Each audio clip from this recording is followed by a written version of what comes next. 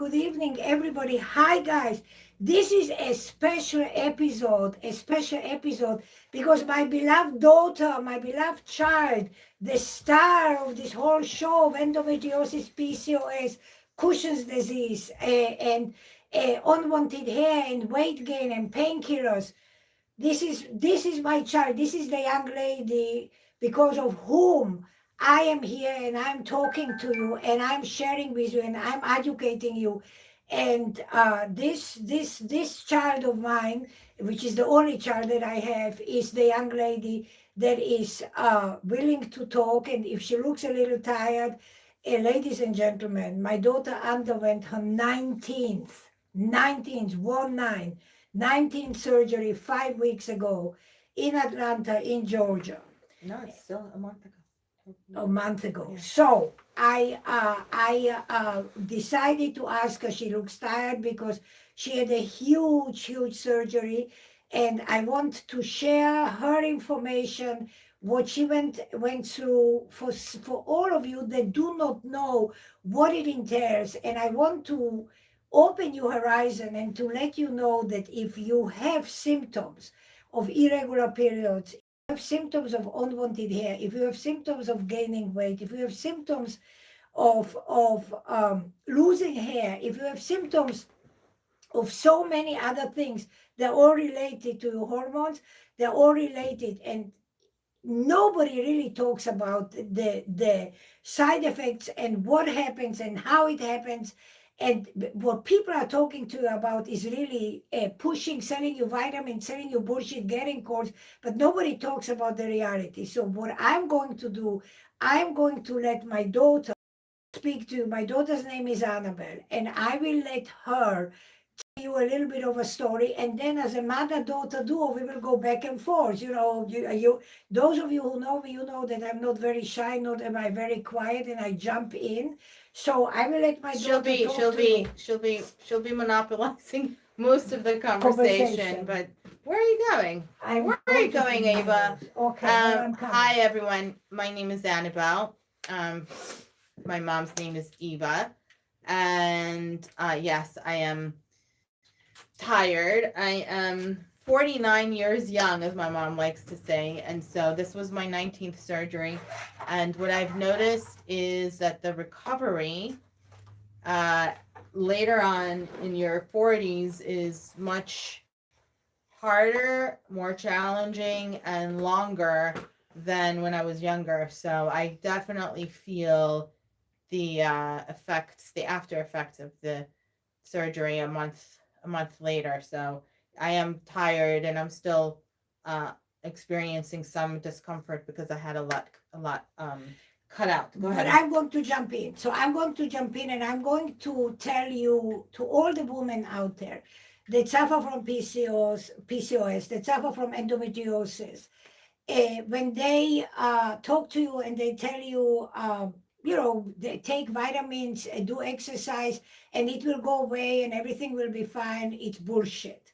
And that's in plain English said. And here is something that I want everybody to understand. And I will take it from the end, from what just happened to my daughter, and then we will go backwards, okay? And we will. So I just want you to understand something. So as a mother of the only child, the only daughter that I have, the only child that I have, my daughter suffered since she was 14. Started with PCOS, then went into endometriosis. 32 years ago, nobody knew anything about the disease. I'm going to jump 32 years. And I'm going to tell you what transpired 4 weeks ago at Northside Hospital in Atlanta with her surgeon, with a doctor who operated on her 14 times. Now was the 15th time. Every time that my daughter had a surgery, it was because she had excruciating pain. During her periods, before her periods, the pain was excruciating that she had to take a very strong painkillers, and sometimes that wouldn't help. And it was because endometriosis, which is this is your uterus I'll inside. span it Okay, into. this is your uterus, and then the endometriosis, the endometrial lining that is here. Actually, the cells come out, crawl out, So and where you see all these black dots, let me see if you can. I'm gonna pan into each camera. So where you see the black dots, that's those where the endometriosis is, but on top of that, where you see the gray here, and so you can So you can see turn the it, black, and I'll show it to you.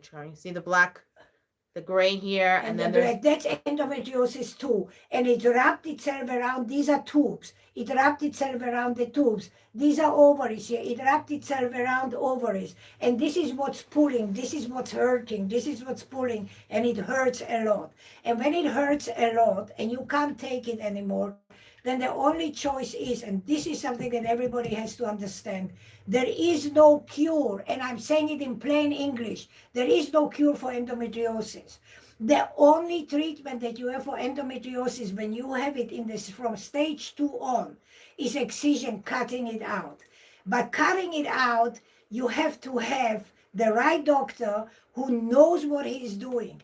A lot of doctors go, they burn the endometriosis out, and then they say, you are clean, you are good, and that's not the right way to do it. But we will discuss the two. What I just want to tell you is my daughter had 18 surgeries where they were cutting constantly. So whether it was the tube, whether it was the ovary, whether it was part of her uterus, they cut her uterus out 4 different times. They cut it 1/4, then another quarter, then so another quarter. this is the cervix, and it reaches and leads up to the Womb, to the uterus. to the uterus, and then you have the fallopian tubes and the ovaries. Oh, and so those were all attacked by endometriosis, choked off, and the doctor had to go. So the doctor not only had to cut out the organ that was affected and choked by the endometriosis, he had to cut out the endometriosis, but he had to cut out the organ because the organ was chopped off. And there is something that's happening. And there's something that's happening. When you cut out, and my daughter's surgeon is a very, very good, he's actually the #1 excision surgeon in the whole world. And my daughter's surgeon, when he cut out, he would not burn. He would cut out, excise, and then suture up, close up. Well, when you have so many surgeries, you create scar tissue and adhesions. And pay good attention to what I'm telling you now. Scar tissue and adhesions. We can put this here, I don't have to hold it. And when you have scar tissue and then you have adhesions, so imagine that this tube was cut off, right? And he sutured it, where it created an adhesion. Where here in the back, you have your intestines. The scar tissue and the adhesion from here attached itself to the intestines, and now it's pulling again. Now it's not endometriosis, and so her 19th surgery 4 weeks ago, we went in because she had excruciating pain, and we were here several months ago when we were recording.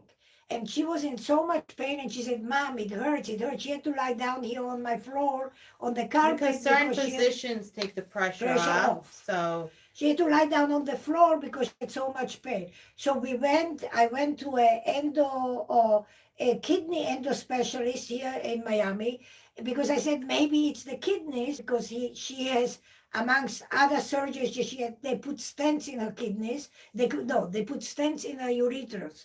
And I thought maybe the stents that were there created maybe endometriosis went there, maybe they created the problem, adhesions, I didn't know. So we did a CT scan, found out, no, it's not the stents, it's not that. And then he, of course, this is the problem in America, the doctors don't give a shit. And so he didn't care. He said, well, the kidneys are clear. I cannot help you. I said, but what do we do? Like, she's in pain. He said, well, look for another doctor. So I said, okay, whatever I thought of him and whatever I think of him still, I leave it to myself. So go ahead, continue. Okay, so what happened was I called her doctor in Georgia, who is extremely busy, because I told you he's the #1 endometrial excision surgeon in the whole world. And he was very busy, but because he knows my daughter from 24 years ago, and he operated on her 40 times, he said to me, Eva, bring her to Atlanta, bring her to me. I'm going to look. We are going to look. We are going to go inside and we are going to look what causes the girl so much pain. What's the pulling? Well, we were all convinced, and we thought, including the surgeon, that she had new endometriosis. I was the only one that didn't think so. And we all thought that she had new endometriosis. And this is something that I want to explain to everybody. Even though she no longer has a uterus, even though she no longer has any of her reproductive organs, you can still have endometriosis. Why? Because today we know that you can create that endometriosis doesn't have to come only from the uterus and from the vaginal canal. Endometriosis today replicates itself by itself in your abdominal cavity. It can go to any part of your abdominal cavity, and it can mimic, it's like a parasite, it can mimic the endometriosis that originally came from the uterus. It creates its own blood supply. So let's say it goes to your abdominal wall. It's just like a parasite. It just goes inside and then builds new supplies, new blood vessels. And then it takes blood from the abdominal wall or wherever it goes, the intestine, wherever it is, and it actually menstruates, it bleeds every single month, but the blood doesn't go out from the vaginal canal. The blood actually goes into your abdominal cavity, and it has nowhere to go out because it's not a normal process. And that creates a lot of pain, that creates tremendous inflammation, and everybody needs to understand inflammation is the number one cause of every disease, of everything. But when you have this toxic blood that every month menstruates because you have endometriosis and it bleeds internally in your abdominal cavity, you have constant inflammation, you never get rid of it. And that hurts, and it goes and it hurts. So we didn't know when we went to the doctor what we will find. It was only when he operated on it, when he was in the middle of the operating procedure, that he had his nurse call me. I was waiting, and he was reporting to me what happened. And so then when we finished the surgery, he came out with all the photographs, because they take images for insurance purposes. They have to take images. And so then he explained to me, he said, look, what we had is we didn't have endometriosis.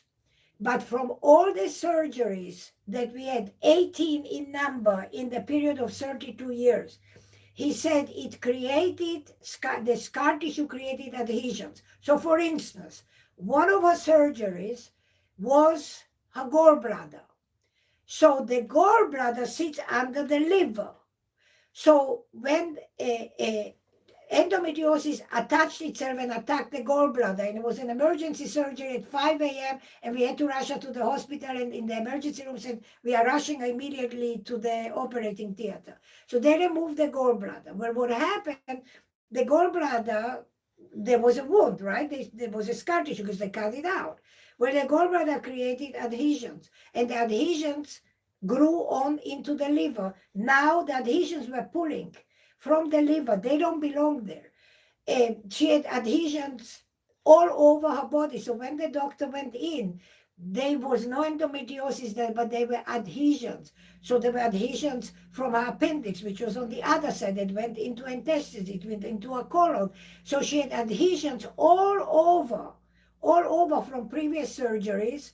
And the doctor had to physically cut out the adhesion, and then you have to cut out part of the organ wherever it is. So you have to fix the intestines, you have to fix the colon, you have to fix the abdominal wall, you have to fix the liver. So they cut part of the liver out because you have to clean everything, you have to take it out. And this is what I want to share with you, that it is not cold cut, just a cut across. When people come and they advertise to you and they tell you, oh, take vitamins, take this bullshit, take that bullshit. This is all bullshit what's out on social media. What I am telling you and what my daughter is sharing with you, this is the real story that nobody shares with you. This is the real pain. This is the real suffering. So 19 surgeries. And we stayed in Georgia for a month because we couldn't come back to Miami. We are in Miami, we are in my clinic in Bay Harbor. Now, why am I talking to you? Why am I talking to women? Let me just explain you. I do in my clinics, I specialize in hormonal skin and hormonal problems. Hormones are the number one cause of unwanted hair, of problems with your skin, and of problems with discoloration, or of problems of gaining weight. All of it. In this particular case, in my daughter's case, endometriosis, PCOS and endometriosis was the cause of all evil shit that happened to her for 32 years. All the bad thing that could happen happened because endometriosis PCOS starts from hormones, goes to inflammation, and then it just continues and continues and continues, and it destroys your life. Never mind that you cannot have children. Never mind that you suffer for 32 years from pain. Never mind that you undergo 19 surgeries. And so a lot of my clients knew, and they said, okay, Eva, so how is your daughter? How is she feeling? How did the surgery go? And I said, guys, surgery went fine, but can I give you an answer and can I tell you that she's okay? No, because the doctor said we need to wait 6 months after this surgery to see if new adhesions were created, because again she had cuts, they had to cut everything. Now they tried a new procedure. They took like half her blood out, and then they extracted the plasma out of her blood. And the doctor, after he cut, wherever he was cutting and removing the adhesions, he injected with her plasma, by hoping that when that happens, it will allow it to heal smoothly, and hopefully she will not create new adhesions, but we don't know. So can I tell anybody that it will be perfect? And since she had 19 surgery, we will never have to take her under the knife? No, I cannot. I can hope. I can hope. But the reason I come and I share with you is because so many women. So I have a clinic in Miami Beach for 40 years. I have a 10-year clinic in Noonan, it's a suburb of Atlanta. And I specialize in hormonal skin. So whether you have unwanted hair, you have discoloration, you have weight gain, it's all related to the same thing. And because I treat women for 40 years with the same problem, and because my only child suffered, I have such tremendous knowledge and experience. I have tremendous amount of empathy. And what I want to share with everybody, and this is so important that every woman should know out there, it is not your fault. It is not your fault. And when you have unwanted hair or you're gaining weight, when you have PCOS, endometriosis, there is nothing you can do about it. No damn vitamins will change this. No damn yoga exercise will change this. None of that will change. If you have from stage 2, you go to stage 4 of endometriosis, none of that will help you. None of that will change, because there is reality, there is physiology, there is inflammation, there is a problem, and we have no answer. And just so everybody understands, and I say this all the time, and so sometimes people look at me and say, oh my God, Eva, as much as we know about medicine, the more we know about medicine, the more we realize how little we know about medicine. And if I can just give you an example, something very simple. Do you think we know anything about acne? Can we stop teenagers from getting acne? No. You have to wait until you get acne. They will give you antibiotics, or they will give you Accutane. That's it. There's no. You have eczema. They know how to treat eczema? No. They don't. They give you this cream or this cream, but we cannot stop eczema. There are children that are born with eczema. We cannot stop eczema. We don't know how to treat eczema. Okay. Now, You have depression. Do they know how to treat depression? No. They know to give you this medication, but if this medication doesn't work, this medication. You know how much medicine knows about your brain? Less than 10%. Less than 10%. And so when you know about all these diseases, you find out, this might, do they know anything about PCOS? Can they stop it? No, they can't. Can they stop endometriosis? No, they can't. So when I give you information, when I have my daughter come and talk to you, it's invaluable to every woman that suffers from it. So you should know that this is not just a cold cut. What I am here to do, okay? My daughter will share her story. I'll stop in a second. What I'm here to do is to tell you this.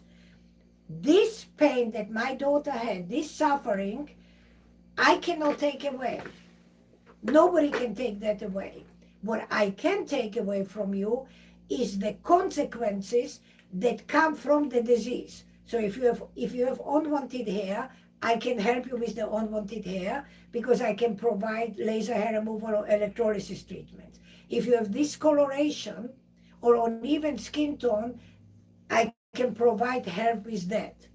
So I can make your life a little bit easier because no woman in this world wants to walk around with a beard.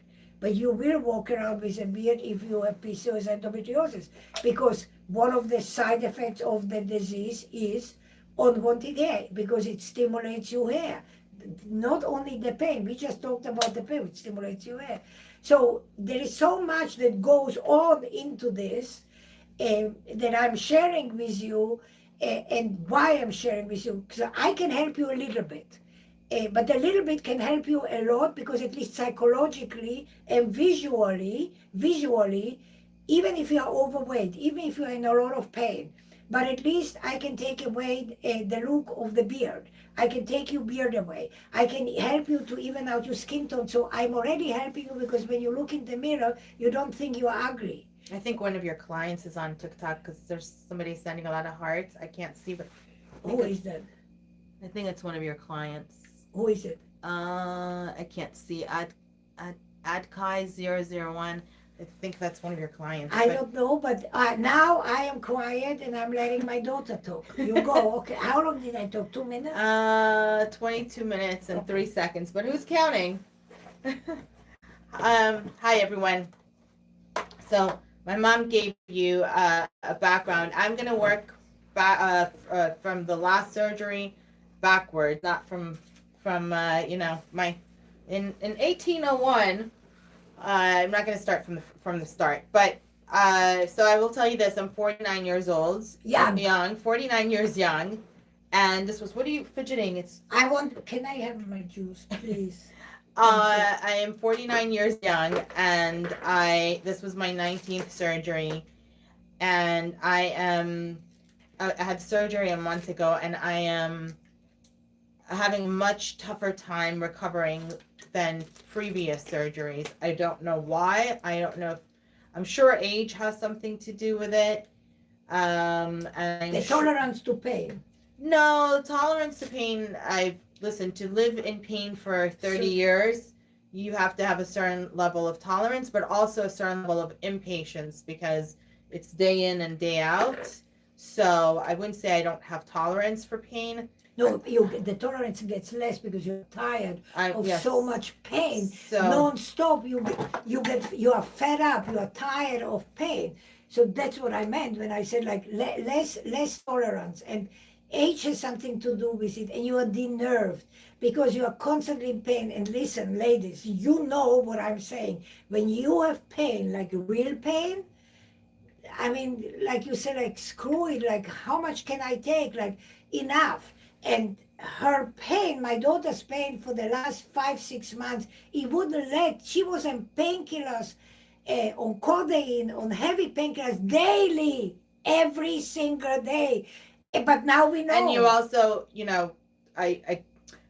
you're allotted a certain amount, but I wouldn't take the entire amount, obviously, because you're walking around as a zombie, and also because my mom would say, well, why don't you take medication? And I said, because I don't want my body to. I don't want to become addicted to it. You have to be very so there's a balance between pain management and also being very cognizant of the fact that you do build up a tolerance it. Whoever's doing the clown emoji in one of your social media, you just what an idiot. Anyways, I will never understand people coming into social media and being the social media, Clowns. They're warriors. clowns. Anyways, so How come I can't see what they say? no, it's okay. It's just probably some very insecure guy. Insecure guy with a very small penis. All right. About Okay, we don't have to go for all the way there. Okay, no. That's just All right, reality. Let me go back. So the pain tolerance is the not the pain tolerance. The impatience of it is something that's exhausting. And maybe I'm tired because I had to keep it together for so long, and my pain was definitely, the discomfort lasted much longer than the last 5 or 6 months. It probably just got worse in the last 5 or 6 months. But so let me just say this: when you are in your, when you are maturing, and I'm in forced menopause, so that means that I had a hysterectomy, and my body did not have the time that most women have to adjust, which is the perimenopause, but it's the stage between your period and menopause.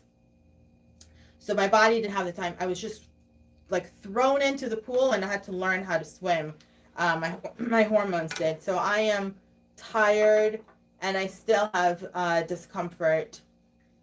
One of my friends said to me, "Oh, you had surgery. They could have done a nip and tuck." And I said, this time around, I could feel everywhere that the surgeon meticulously cut out the adhesions. I can point to it, and I know where he cut out, and it was very, very uncomfortable post surgery. The day after I got home, I was really, really in agony. So it's not fun, and it's a longer process. I'm not sure why I'm still really tired. You're tired because you had a lot of surgery.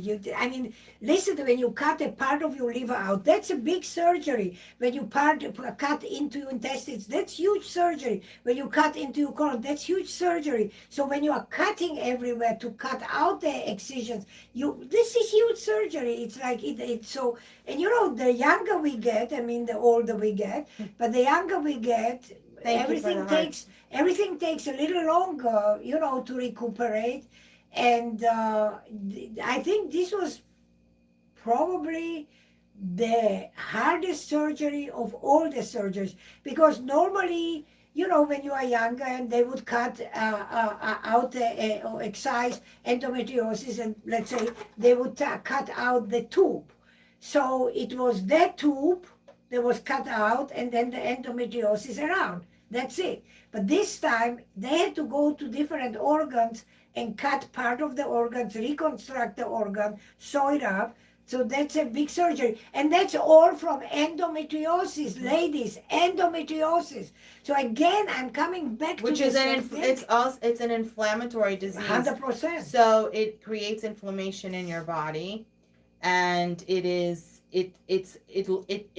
an everlasting inflammatory disease, and there's so much we really don't know about it, despite the fact that you're going to see so many experts talking about it now.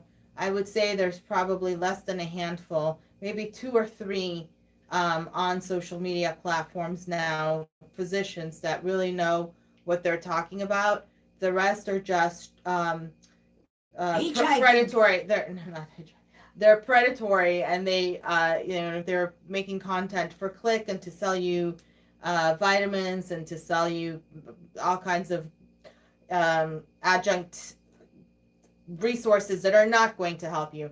Long story short, if you are in your 40s and what I want to say is that if you're in your 40s and you have to go in for endometriosis surgery, give yourself some grace and time post-surgery, because when they say that after 2 weeks you can go back to light work, I would say that you need more than. I'm a month in, and I'm tired, and I'm not back. You're sore. I'm sore. You are sore. So sure, sure. And I'm a little. So I will say this: that before the surgery, I had pain in my flank area, the kidney area, almost 24/7. It's sporadic now. It's definitely not what it was.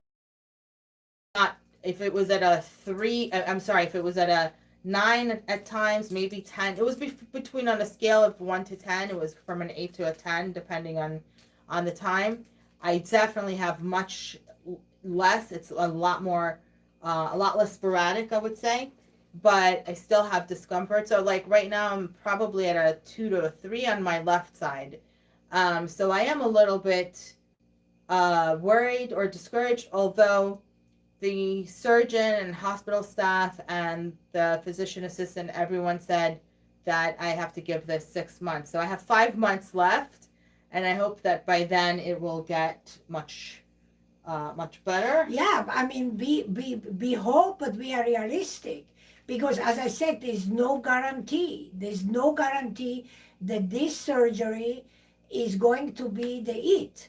That because you no longer you have your uterus, you no longer have your tubes, you no longer have your ovaries, that's it, you are done with endometriosis. No, you are not.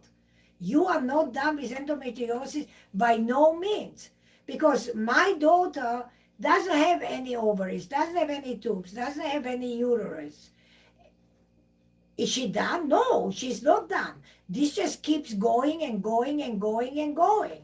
And so this is why I'm saying there is no cure for this disease. There is no cure for endometriosis. There is no cure, as there is no cure for most diseases. There is no cure. But I don't want to be like sound like gloom and doom, because it's not. You have to learn how to live with it, and there. Okay, you have to learn how to live with pain. That's the bottom line of it. Mhm. That's the answer. You have to learn how to live with pain. Is this the correct answer? No, it is not the correct answer. It's the reality. It's the reality, and this is what is important for women to know. To make your life easier, don't let any doctor poo-poo you. If you go to a doctor and you tell him, Dismiss you. dismiss you, or tell him, or have children, will go, no, it's not true. Or do this or do that, not true. You have to be taken seriously. PCOS is a serious condition. Endometriosis is a continuation of PCOS. This is all an inflammatory and hormonal disease. And you have to be taken seriously. Unfortunately, there are very few doctors in America that really understand the depths of endometriosis. Really, if there's a handful in America that really know what they are doing, that's a lot. Because it's not a study. When you go to a medical school, they know very little about this, so they don't teach doctors about real endometriosis. It's all very superficial, and it comes only from practice, from hands-on, from experience, from learning.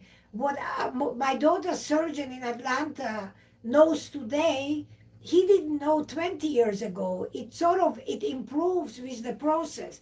So the solution to pain, like 20 years ago, 10 years ago, maybe even 8 years ago, maybe 5 years ago, no one ever spoke that endometriosis is an inflammatory disease. It's only in very recent years. It's only in very recent years that it has come out as being an inflammatory disease, and it creates inflammation in many parts of your body. your whole body. It's your whole body. The inflammation doesn't go away, and if you inflammation just like arthritis, just like those are. Don't worry about it. You can't do anything. Okay. Just like those are inflammatory disease, so is endometriosis. So the point of what I wanted to say is to give yourself grace, to be realistic about going back to work and going back to your day-to-day activities. I think that the more grace you give yourself, and the more I don't like to ask anyone to do anything for me, and so I'm not really but discouraged from lifting heavy items and being a lot more mindful about how I'm moving, because I had so much cut out from my body, intestines, my colon, my ureters, my urethra, the liver. liver area. I mean, the whole sort of torso area, and the back flanks. I had a lot cut out. So you want to give yourself time so that you could heal. Because what I'm trying to avoid is to have another surgery, because every time they go in and every time there's incisions, the way that the body Here's it itself. heals it is by creating scar Scar tissue, tissue. and then eventually the scar tissue creates adhesions, which causes the pain. And so I was very disappointed. I knew the entire time I had a feeling it was an endometriosis. I knew it was related to endometriosis, but I didn't think. But tell them, I have to interrupt, I have to say something. Yeah. And this is very important. Because doctors dismiss women, and poo-poo women.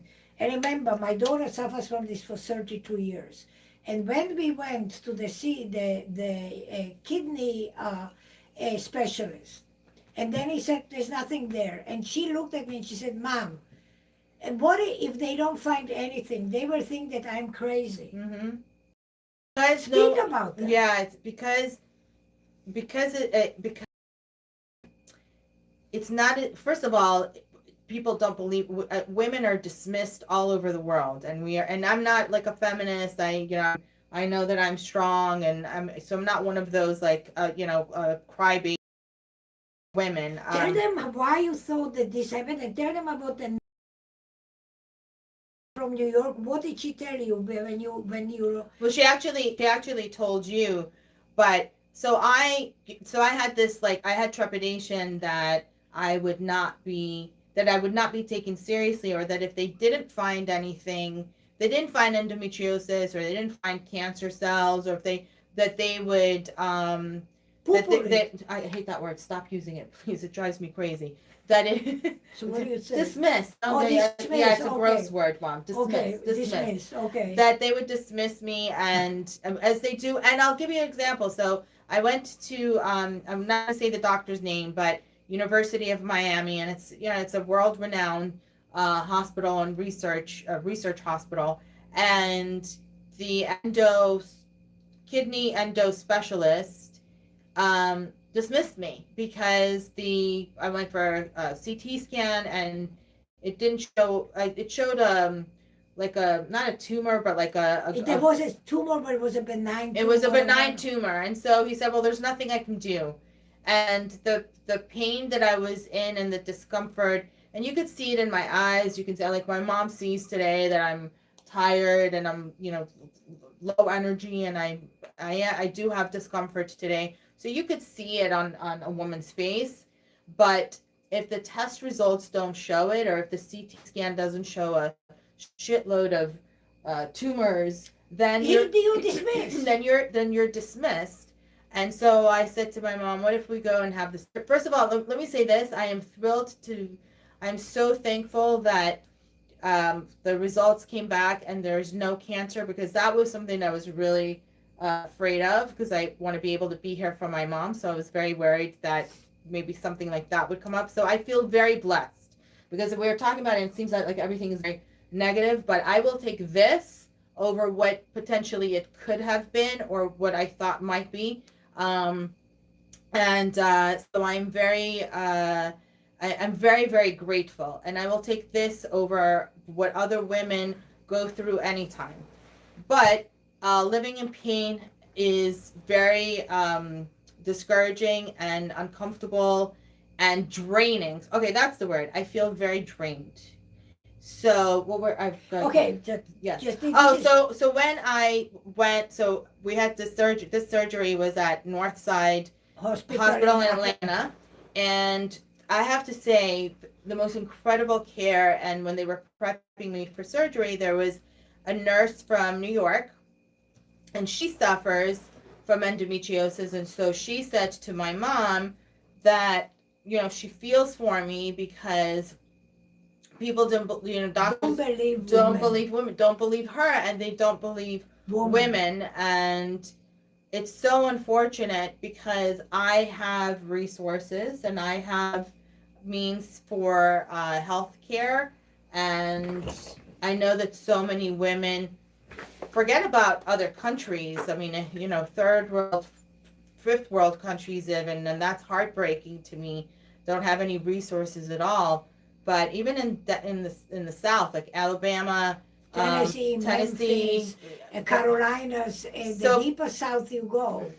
So like Alabama, Georgia, the Bible Belt, you're really in remote areas, so they really don't have resources. They really don't have specialized care, and I feel for them. So again, when we talk about, I know how lucky I am in that respect, that I can do something about the discomfort, that I can do something about the pain. And that you have a mother that advocates for you. And that I have a mom. So my mom is, so I said, some people might, what happened? No. Oh, so some people might, I thought, okay, so this doctor, the surgeon in University of Miami, I feel very sorry for his wife and for he's sort of like patriarchy is very much alive in his sphere of the world. In his world, and he let us know it. Yes. So I feel sorry for the women in his life, but wait, yeah. I feel sorry for the woman in Miami that suffer from endometriosis, and he is supposed to be an endo-kidney specialist, and if he doesn't find anything on the kidneys, he has no answers for you, and then he dismisses you. Because he said I said, but she is in pain, so you don't see anything on the kidneys, you don't see endometriosis on the kidneys, but she still has pain. So he said, but I can't do anything about it. I don't know, go find a gynecologist. So I don't want to be vulgar to tell you what I thought of him, and I just said, go kiss my ass, and we walked out because it was upsetting. And just wait. Sorry, just want to see, there's somebody on YouTube. Sorry, I don't have my glasses on, but it ends in Curly 84. Honey, I'm so sorry. You're very kind. Thank you very much. Thank you. But here is what happens. He said, I don't see anything. She doesn't have endometriosis, so I can't help her. But please, just listen. When her surgeon went in about, 6 or 7 weeks after we saw the guy in UN, when we had the surgery, he found adhesions on the tubes, the ureters.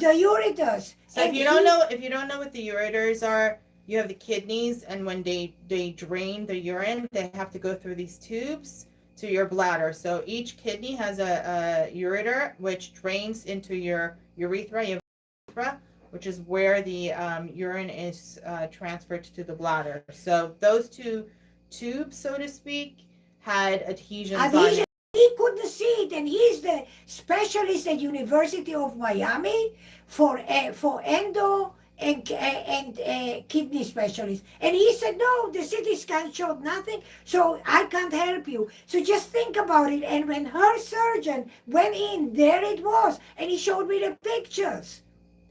He showed me from the stents that she had put in before, and from the endometriosis that she had before and that was taken out, there were new adhesions, but that idiot couldn't see it. But if it wasn't for us pushing, and for me pushing and insisting and saying my daughter and saying, I don't give a shit if doctors think you have something or you don't have something, I will go and we will do surgery and we will find what's wrong with you, even if it is exploratory surgery, because I believe my child, and I know, and every woman, every mother, when you look at your child, you know when your child is in pain. And I know when my child is in pain. And I was 1,000,000% right. So the fact that doctors, because I'm angry. Dismiss. Doctors dismiss. Okay, when they tell you, I can't help you because you don't have anything, they're full of shit. Okay, now you can continue.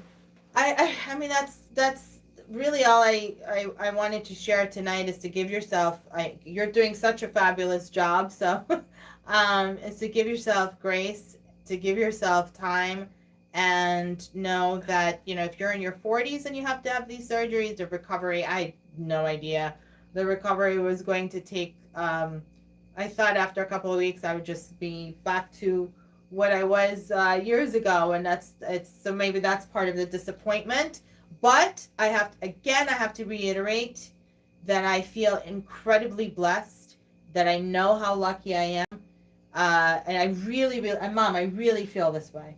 I really feel lucky. I really feel blessed because I thought that it could be cancer, and I was terrified of that. Not so much for me, but because I want to be here to be with you, and so that was one. So I'm lucky, but also because I understand that there are so many women in my shoes that do not have the resources, that are ignored, Or they that are don't know that there are choices for surgery.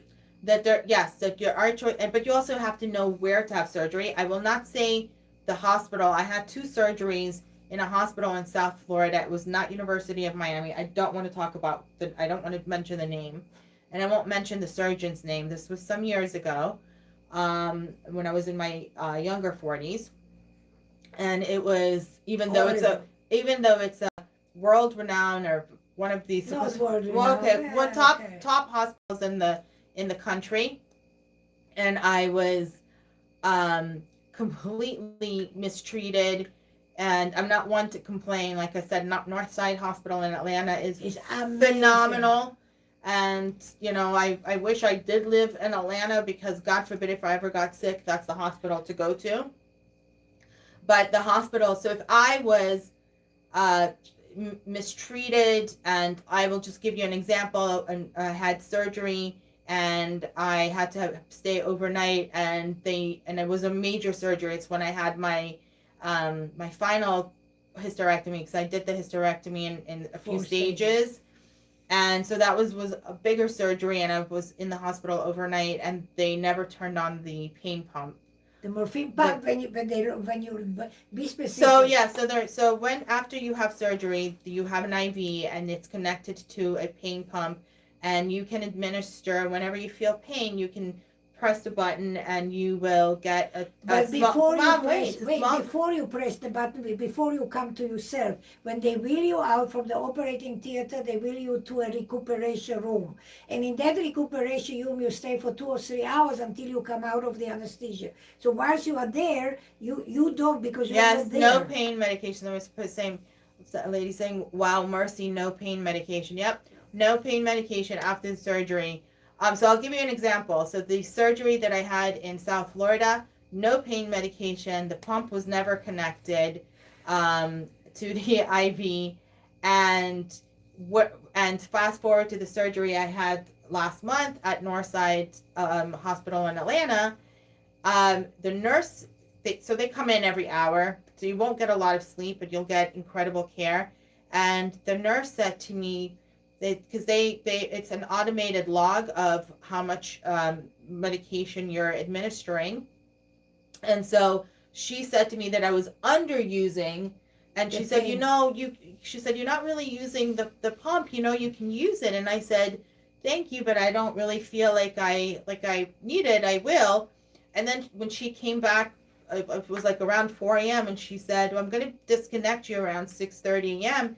You might want to give yourself a couple of pumps before that," versus when I had major surgery and I didn't have for the entire night. And one more important factor is that when you have surgery, and you go under general anesthesia, they also, because all of your organs, the best way I can in layman's term, organs go to sleep. So everything's dormant, including you will urinate on yourself if they don't put a catheter in. So they put a catheter in, and it's like they insert it in, and they then blow it up with air, so it's like a balloon, so that it stays in the bladder. A lot of women, you're either allergic to plastic, allergic to latex, and a lot of women, when they get this catheter put in, we get UTIs. Urinary tract infections, which it's the way it translates. we have an amazing young man here with us. He's part of our family, and he has to hear all of this, but it's okay. He's getting educated, so he'll make a really great husband to someone one day. So he's sitting in the back going like this, like So you can get up and go if you want for a little bit. We'll release you for a little bit. In any event, so please advocate, and please, whoever is going Surgery. to be with you and accompany you for surgery, make sure you have Urostat in your purse. Tell them what Urostat is. So Urostat is, if you have a UTI, it's an over-the-counter medication. You could get at your local CVS, Walgreens, and the like. And it will, if you have burning, which is a very bad burning sensation, you'll know if you have a UTI, a urinary tract infection. You also need antibiotics, but not always. Can am I doing this, or are you? You, but I'm just Okay. inputting my daughter. She can't help herself. Yeah, mother-daughter. Mom takes over. But in any event, the Urostat will turn your urine orange or like very red, but it is a coating and it's soothing. And so in the hospital in South Florida, where I had the surgery, where they didn't turn on the pain pump, I also had every single time, so I have 19 surgeries. Without surgery, I always get burning because of the catheter. I'm very sensitive, and a lot of women are. Say this What? about women. Yes. That women that have endometriosis, a lot of women suffer from UTIs. So two things. A lot of women that have endometriosis, one of the symptoms will be frequent UTIs. So it's not because you're dirty or because you're not. I had one doctor say that I didn't know how to wipe. I mean, it's what a moron. So it's not that you don't know how to wipe. It's one of the symptoms if you have a UTI and if you have endometriosis.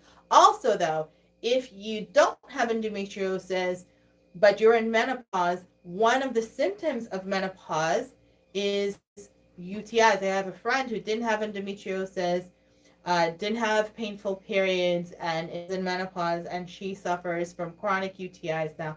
That is a symptom of menopause. So it's not easy. It's not for the faint of heart to be a woman for sure. So Northside Hospital. So my mom says to the doctor, to the surgeon, to please ensure that I have the version. It's called, in the hospital they call it Peridium. The over-the-counter version is Urostat. And this hospital, this last time, they gave me a Urostat right before they gave me the Valium and the IV, right before they wheeled me in to do the anesthesia. They gave me a Urostat. When I woke up, they gave me Peridium, which is the Urostat, when I woke up from surgery.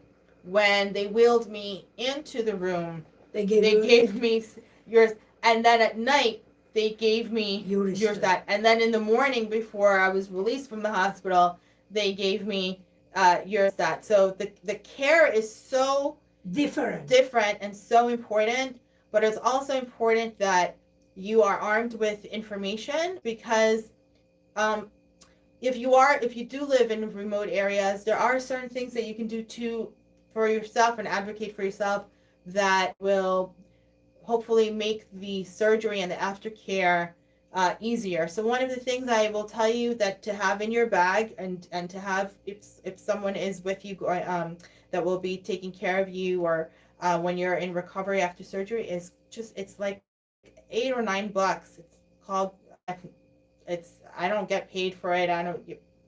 It's just a suggestion from one woman to another.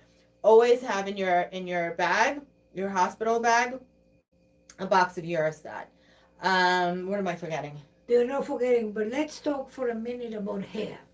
Okay. Talk to them about, or I will tell you about unwanted hair. This is where we are talking, but this is where I come into the plate. On top of being her mother, on top of being and suffering with her for 32 years. So not enough you have to be in pain. Not enough you have to undergo surgery.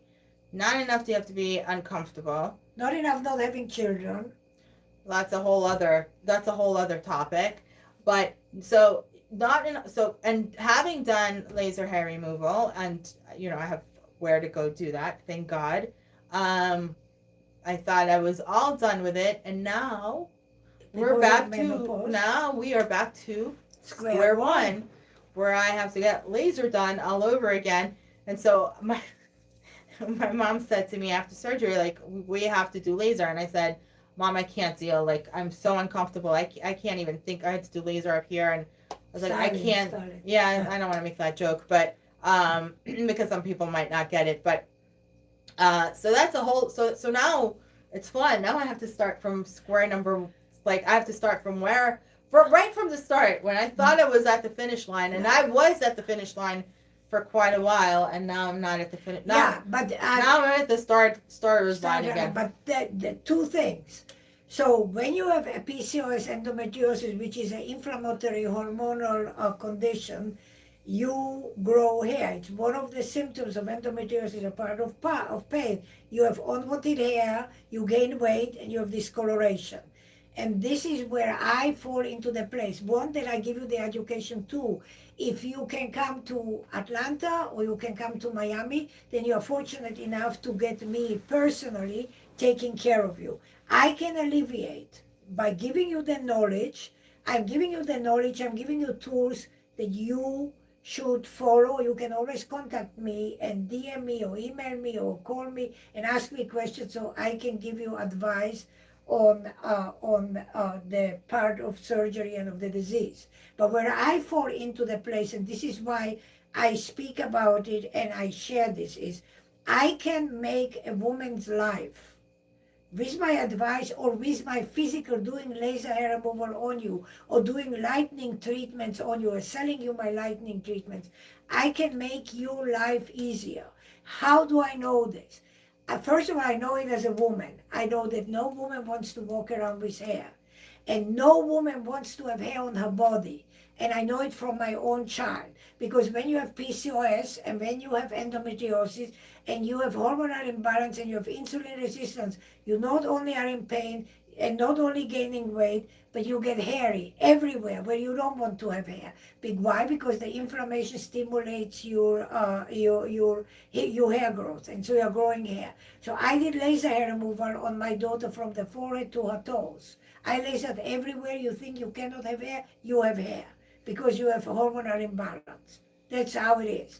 And now, when they removed the last part of her uterus, and so she had a final hysterectomy, and she went into forced menopause because it was forced by surgery, not by nature. And then she went into forced menopause, and then we went to square one again because now things change again in her body, and the forced menopause now. Ignore what I'm doing. And the forced menopause now again created new hairs. And so now she has new hairs, and now it's the stage number 2 of her life that we have to do laser hair removal. So this is something that women have to know. There is help as far as your condition with endometriosis and PCOS and unwanted hair and discoloration. I can help you with the hair. I can help you with the discoloration. If you can make it to Atlanta, if you can make it to Miami. If you're whether you're a white woman or you're a black woman, makes no difference. I can help either or because I specialize in both skins, and I have special lasers for dark skin, I have special lasers for white skin. So I specialize in both, so it makes no difference. You have to, when you treat skin, you have to treat skin, and you have to have the correct lasers for the correct skin color, because not all lasers are suitable for all skin colors. That is important to know. So I can help you there. I can help you with that. I can help you with the discoloration that you have, because you have discoloration. Women that suffer from endometriosis and have unwanted hair, they don't know in the first place that they have to go for laser removal. So what does a woman do? You pluck. It's the first thing that you do. You don't want hair, so you are tweezing the hair. And then you keep on tweezing the hair. And when you have a hair and then you feel it, because you are conscious of it, you feel the hair, then you are digging in. And when you dig in, what do? You dig in for that hair, and then you create scar tissue. You create scar, and then you get a discoloration. So it's sort of one feeds on the other one. So then you don't want to pluck, you say, go waxing. Then you wax. And when you have inflammation in your body, you need to understand this. When you have inflammation, you add inflammation, inflammation. You are waxing, so you already have inflammation from your endometriosis. And now you are creating more inflammation because you are waxing and you are stimulating melanin. So that makes it even darker and even worse. So the win-win situation here is very difficult. But what I'm telling you is if you have unwanted hair, you need to do laser hair removal. You don't want to wax, you don't want to twist, you don't want to thread, you don't want to nail. You want to do laser hair removal. And to answer that question, because I can hear it in my ears, the people are saying, but if you laser, then why does she have hair again? I'll tell you why. Because on a square inch of skin, all of us, when we are born, we have 1,000 hair follicles on a square inch of skin, under your skin. Under normal circumstances, none of us, and none of you have 1,000 hair follicles active on their skin. Not women and not men. Doesn't exist. However, when you have hormonal imbalance, which what it is, endometriosis and PCOS, and an inflammatory condition, how does human hair live, ladies? Oh, gentlemen, how does human hair live? A hair has to have blood supply, every hair follicle. So where do hormones live? They live in your blood supply. So when every hair follicle is fed with two blood vessels, and these blood vessels carry blood, what is in the blood? Blood has hormones, blood has oxygen, and blood has nutrition. So that's how hair lives. So when you destroy hair, when like my daughter, I did laser, and we destroyed the hair follicles. We did it for several years because she constantly grew. And let's say that she had, out of the 1,000, she had 300 on a square inch that were active. We killed them. But there's still 700 that never, nothing happened to them. They're dormant. But now that she's in menopause, and now until we balance a hormone replacement therapy, the androgen and the testosterone are the dominant hormones. They are waking up the 700 sleeping hair follicles. And now they're waking up 200 or 100 or 50 or 250 of the 700 that are still there on a square inch. And now we are growing new hair. But it's not the fault of the hair, of the laser hair removal. It's just human body. And so unfortunately, we women, for a damn apple, we ate a damn apple, one apple, and God punished us for that one apple. We suffer, we deliver children, we suffer with hair, we suffer with weight gain, we suffer with all these things for a damn apple. Now I'm done. Yeah, so I think for tonight we're good. So if they tell them if they have any questions, they can call. Yes. So if you're going through endometriosis, if you're going for surgery, if you're not sure if your doctor or the information you're getting is correct, and you just want advice, email Mom and I will reply to you. If you are, and I'll give you the handles in a second, if you have any hormonal related skin issue, Mom doesn't charge to give you advice. So you may email Mom as well. So Mom will be that portion. And she'll go through all the emails. I'm sure she'll go through them. So if she thinks that it's something that I can help you with, I will be more than happy to give you advice. And if you're going for surgery and you're not, or it's going to be your first surgery and you're not really sure what to expect, I will be more than happy to give you advice. I've had 19 of them, unfortunately. So I have a lot of experience. So if you are, you can email Mom at medspa33154@gmail.com. MED, like dog, spa, MEDSPA 33154@gmail.com. Or all of the handles, TikTok and Instagram, are at Fix My PCOS Skin. And actually, Stand stores. no one knows what stand stores. But they're on my No one knows homepage. what. So you are gonna have to explain what stand store is, because Okay, no one knows what it is. So just for explanation, so for those of you who are watching Is me it a link? Is the link? Is the stand store linked on your profiles? Yeah. Okay, so if you go to Mom's profiles, most people are gonna know how to do that. you'll have a link to get to. It's a stand store. Right. No one knows what that is yet, but that's okay. It's a stand store / Eva Taub skincare. The reason I send you there is because if some of you, let's just say for the sake of conversation, and you just heard me saying you have discoloration, just hypothetically, you have discoloration. You cannot come to see me. You're in Los Angeles, but you will find somebody, or you are somewhere, and you will find somebody to do laser hair removal. But you want to get rid of this discoloration. So if you go to my link, I have something that is specifically for discoloration that is due to inflammation. So it reduces the inflammation and reduces the discoloration. So it is in my, what is it called? The homepage? In your profile. Profile. It's in my profile, and you can go and link to my profile, and then you can find it, or DM me. Yeah. Ladies, I simply don't know the lingo of social media. They will. Those on social media will figure out how to reach you.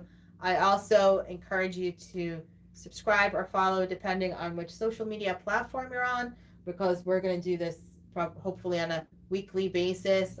Mom's been patiently waiting for me to feel better, so I figured we would do one today, even though I'm drained, but I wanted to get this information out and hopefully help some of you avoid some of the pitfalls. And just to let you know that okay, great. So please, somebody says that's exactly what I need, a cream for my I think it says discoloration. So you can go right to Mom's profile and you'll get the link there. And again, you can email Mom at medspa33154@gmail.com, medspa33154@gmail.com.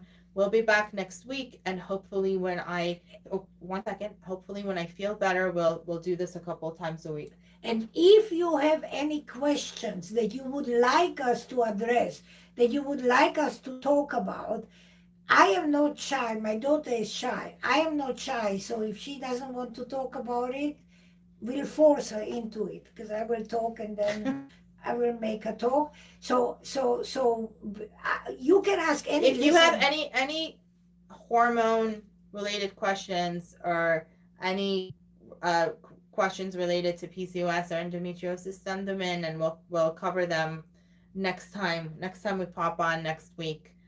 We'll be back. So I encourage you to follow Mom's profile so that you'll know when we're coming on live next time. So in the meanwhile, we've been on here for quite a while. How long? Over an hour. Oh, perfect. Yes. That's my normal time. That's Mom's normal time. Mom loves to talk. So, and we love to share information, and it's lovely to see some of you engage. Some are just complete jerks and probably were bullied in school and don't have a girlfriend at home, so never had a girlfriend, so they're making some stupid comments, but you're helping the engagement, so thank you, and helping the algorithm. But for the rest of you, I wish you nothing but good health, and it will be my pleasure. There isn't anything that I gain out of this other than giving you information and helping fellow women out there. I am a girl's girl. That's the way mom raised me. So have a good night. Have a blessed weekend, and we will be back next week. Send us questions, and we'll answer them next week. Thank you. Good night, Ciao, everyone. ciao. Ciao, ciao. Bye. Okay.